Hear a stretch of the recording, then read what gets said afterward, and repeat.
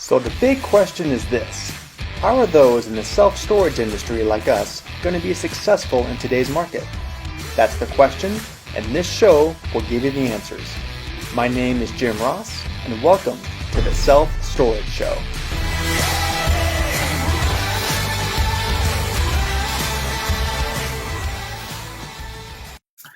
Hi everyone, this is Jim Ross from the Self-Storage Show. Thanks for tuning in again.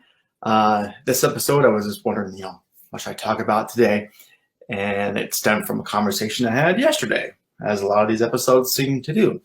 And had someone reach out, they were asking me about some evictions. When should I evict? And I'm like, well, as most things usually are, it's kind of a case-by-case basis, so had to hear a little bit, the reasoning why, justification to actually evict somebody. And thankfully, in storage, the law's on our side. 99% of the time, you have a decent contract, it's written correctly, law's on our side. We can evict. But there's a lot of times when it's not necessary. You can kind of just let the progress of where it's a month-to-month contract, we can just simply say, we're not renewing your agreement for next month. Kindly move out.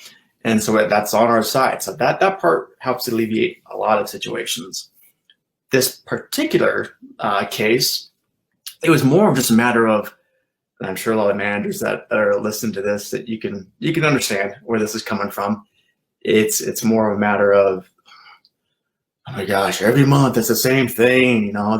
They're late, and I have to call them and act like I'm a collection company and have to beg them to make their payments, and they do. Bad shoes at that point. I'm always scheduled for auctions, and every time it's right before the auction happens, they end up paying, and we have to start the whole process all over again. And I was just like, yeah, so welcome to storage. Again, that's, hey, are they paying the fees? Well, yeah, cool. Paying like the auction fees, pre-lien, all that stuff? Yeah. So what's the problem? Welcome to storage. That's going to happen. I think a lot of times it's, for managers as well. And I remember back in the day when I was a manager, same thing. I had my hit list of all the collection guys, and I was always ringing them up. And sometimes you kind of take it personal, Yeah, it's almost like they owe me money. Yeah, you're the manager. You run your store, and that's great. You take passion and take ownership of that. That store's mine. Cool. But they owe the business money, not you personal. And sometimes I see that kind of mentality of, taking it too personal, that they owe you money, and I'm going to show them and get out of here. No, we all have, and everyone can attest this. We all have those tenants that, hey, it's almost like built into their budget of paying late fees. And yeah, you're sending out letters, you're sending, for auctions, but as long as they're paying those fees, well, cool. So what? That's just extra revenue. That's just bonus as far as I'm concerned. So yeah, in those instances, I wouldn't evict, okay? Evict is one of those much more serious things going on. And, I was just sitting, thinking, back in my manager days and as a regional manager as well, there's been a few things that come to mind when I've evicted. We all need to have like story time. We can just sit around and just have a jam session, talk about these kind of things. There was a site, it's been a few years ago now, but I was a regional manager of this property. I was doing a site visit, site inspection. And the manager's like, won't mention her name. Anyway, she's like, yeah, this tenant's here, and kind of got a weird feeling that something's going down.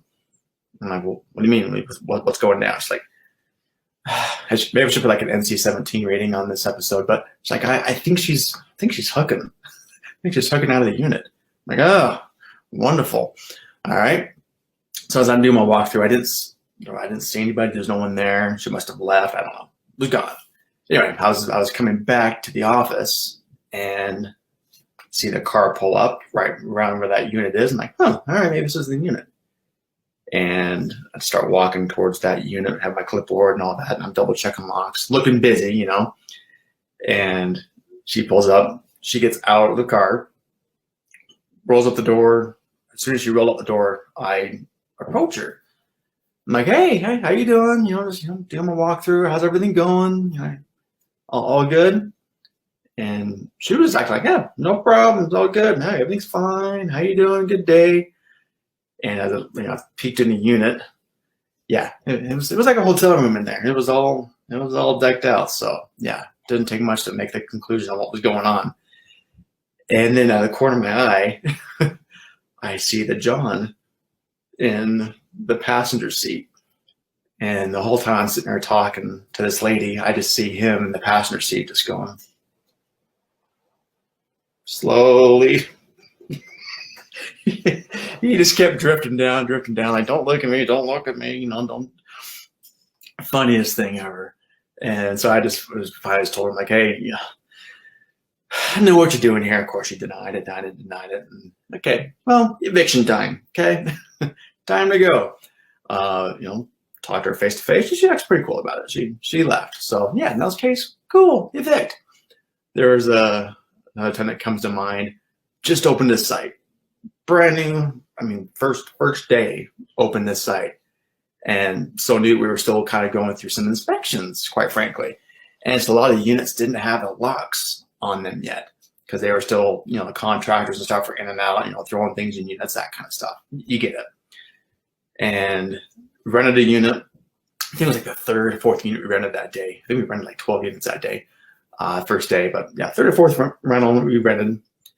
And seemed like the nicest girl, just yeah, very sweet. We rented the unit. Anyway, that night, it was about midnight, I get a call from the manager. She's like, I hate to call you, but I'm just really nervous. And I only lived about 20 minutes from this property. I'm like, what's going on? She's like, there's a light under the door. There's no lock on the unit. I just have, I think someone's living there. Like, oh my gosh, great way to start the site. So I drove down there, go through it, and again, no big deal to me. Been there, done that 1,000 times. See the light under the door, and some, you know, knock on the door, and I hear the voice inside, come in. I'm like, oh, yeah, okay. She's, you know, making herself at home, obviously. Roll up the door. Mind you, this first day, I've just only been there a few hours, had already had it all decked out. She had Christmas lights strung up inside, had a microwave, you know, the whole power strip going, so the microwave set up. She had her lava lamp was going. I'm like, wow, you already got this all decked out. And she was just sitting there like the queen of the castle, sitting on her big beanbag. I'm like, hey, how you doing? She's like, oh, all good. I'm like, you know, you can't be living here, right? And she's like, no, try to deny it, which was kind of funny. And I'm like, well, can you look around? Looks like you're making yourself at home here. Yeah, you can't be doing this. And she got really upset all of a sudden and just said, you need to look and see what I did next unit. I went, what? Go next to the unit, rolled it up, and let's just say there wasn't any bathrooms around, so she kind of improvised. And yeah, it was bad. Let's just put it that way. I don't know if she wanted to Taco Bell that day or what, but it was bad. Okay, sorry, bad joke, bad. But bad. So I'm like, you gotta go. She wouldn't go. She got belligerent, like really, like was kind of coming after me. Took away from the situation, called the cops, had the cops come down. It was a whole scene. Ended up finally just getting her hauled off. She ended up having like some warrants and stuff, and it was nuts. You never think of looking at her. She was the sweetest thing, but yeah, looks can be deceiving. And had to have a whole hazmat crew come out and deal with it. Yeah, first day that happens. So honestly, evict, you know. Why not? Let's just continue with NC-17 podcast going on here. Another one that comes to mind. Different site. Again, these are all different sites, but you know, welcome to storage. You know, stuff happens. crap happens. Anyway, not a bad joke. This one I was again doing a walkthrough and all that, and as you do, there's a lock that's it's units rented, cool, but doors shut and no lock on there. Oh, okay, maybe they just vacated. Cool, all right, happens all the time. But the doors open, so roll the door up, and there's two people on the concrete floor doing their thing, and it shocked me enough. At first, I was just like, "Oh, probably stood there longer than I should have," but I was in shock. I wasn't watching, and whoa, roll the door down. Kind of, was talking through the door, like, "Dude, you got 10 seconds.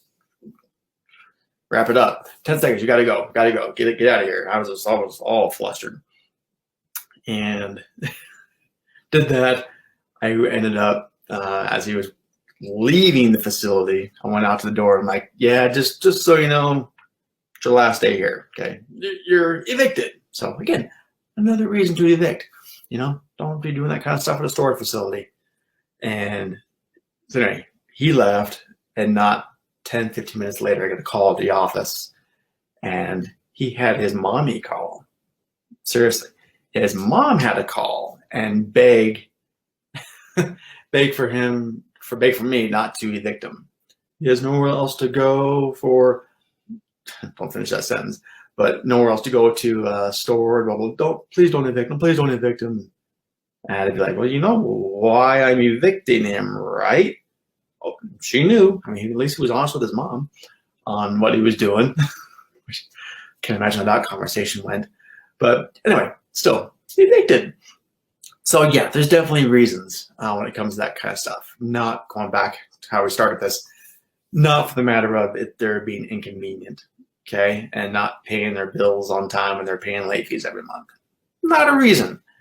When it comes to a matter of storing hazardous things, bad behavior at the site, things that could be detrimental to the locations, that kind of stuff. All right, then it comes into play, evict, don't. And even then, sometimes it's not a matter of you got 24 hours, get out. You can post, you can email, send a letter. Generally it's 10 days prior to the next time that rental contract is renewed. That 10-day notice is that's usually what I see in the contracts. Again, read your contract, could be a little bit different, but that's what I usually see. That much notice, just saying, "Hey, we're not renewing your lease, we're not renewing your agreement," however you phrase it. Next time it comes due, this is your notice. Get out, okay? That covers 9 times out of 10. That covers most situations, and you're covered, and there's not going to be a whole lot of turmoil and drama and all this kind of stuff. So kind of draw that line. So yeah, if you get an itchy trigger finger, I can say it, to evict, just take a moment, take a couple of beats, and just think, okay, do I have to do this like right now and cause a scene, or can it, post it and kind of go through the proper channels to give them notice to get out, okay? And not just because they're always late, okay? Again, that's fees, revenue, cool, it's fine by me, let them stay. So anyway, there's story time. Sorry for that. It's a great way to start the day, right? Those kind of stories, but I got plenty of them. So again, I really appreciate you guys tuning in to Storage Show, being a part of this. If you haven't already, subscribe. We're everywhere. iTunes, Spotify, usually the main two. Subscribe. We really appreciate that. Again, for a lot of these that we're recording, it's in the Facebook group on selfstoragecommunity.com. You can go there and join the group. Do a lot of these live, and then they're recorded and broadcast later as well. So again, really appreciate it. Have a good one, guys. Take care. All right, done. Well, good. How you guys doing? Let's see what comments come in real quick. What's up, Aaron? We had one teaching class in the hallway. Mind you. Yeah, I get it. I ran it. I mean, I got some stories. There's a site that I had in downtown Salt Lake, and probably these stories from our time, but we were surrounded by homeless shelters. Literally, there was 4 homeless shelters in probably a 3-4 block radius of us. And no problem running to homeless people. In fact, they paid their rent like everybody else. It was great. It just kind of came with so much other drama all the time that, oh my gosh, just people that wouldn't leave. I had one guy that was rolling, he called them cigarettes, in his unit and selling them. People that would have like potluck dinners basically in their unit and have everyone come and commune, and it had a whole kitchen table and stuff like that set up. It's just weird things. I mean, and just trying to get people to leave every night was a whole situation going on there. So yeah, got a lot of stories around that one too. So it's just interesting. I do these things on Fridays, kind of like open office hours, and helping people with their questions and kind of going through, kind of figuring out the storage world, and that's been a good source of content, quite frankly, sparking some ideas on what to talk about. That's where a lot of these have come from. It's kind of funny. So again, thank you guys. I got calls to get on myself here, so have a good rest of the day. Cool. Have a good one. See you tomorrow. Bye. Hi everyone, this is Jim again. If you enjoyed this episode, make sure to visit 3milestorage.com for more free resources on how to grow your self-storage business. See you on the next episode.